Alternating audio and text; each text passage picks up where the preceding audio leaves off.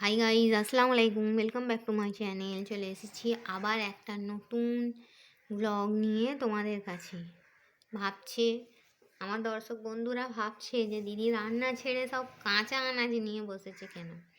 আগে তোমাদের সঙ্গে একটা জিনিস শেয়ার না করলেই নয়, সেইটা হলো এইটা আমার মায়ের হাতের কদু। দেখো, আমার মায়ের হাতের গাছ লাগানো কদু।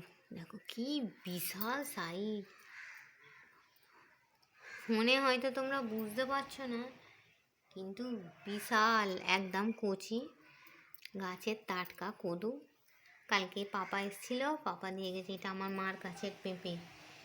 আমার মার দুটো পেঁপে গাছ, জানো তো। একটা পেঁপে গাছেতে এরকম গোল গোল সুন্দর সুন্দর পেঁপে হয়, আর একটা টেও টাকনা সেই বিঁকিয়ে বুঁকে যায়, সেই রকম ধরনের।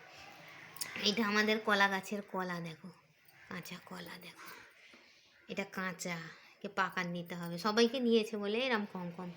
আমি কমই বলেছি, কলা তো আমরা কেউ খাই না, সেরকম কদু খাই।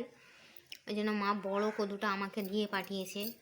গাছের প্রথম ফল তোমাদের সঙ্গে শেয়ার করে দিলাম। সবই তো শেয়ার করি। এটা আমার মার হাতের গাছ লাগানো কদু গাছ।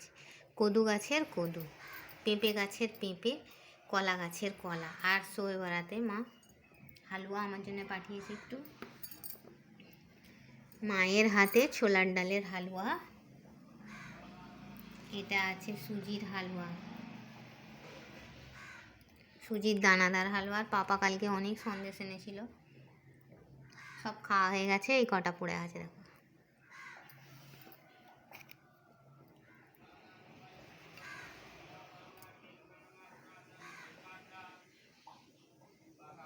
কাঁচাগোল্লা, কালাকাঁদ, কাঁচাগোল্লা আর কালাকাঁদ।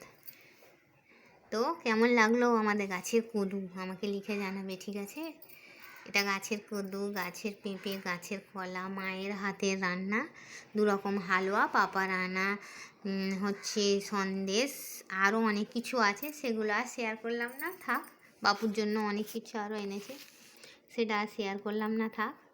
ঠিক আছে বন্ধুরা, কেমন লাগলো আমাকে জানাবে, ঠিক আছে? ভালো লাগলে লাইক করবে, কমেন্ট করবে, শেয়ার করবে, আর সাবস্ক্রাইব করতে ভুলবে না কিন্তু। এই বলে ব্লগটা ছাড়ছি। Thanks for watching. আর হ্যাঁ, কে কে লাউ, পেঁপে, কলার তরকারি, হালুয়া, সন্দেশ খাবে, চলে এসো।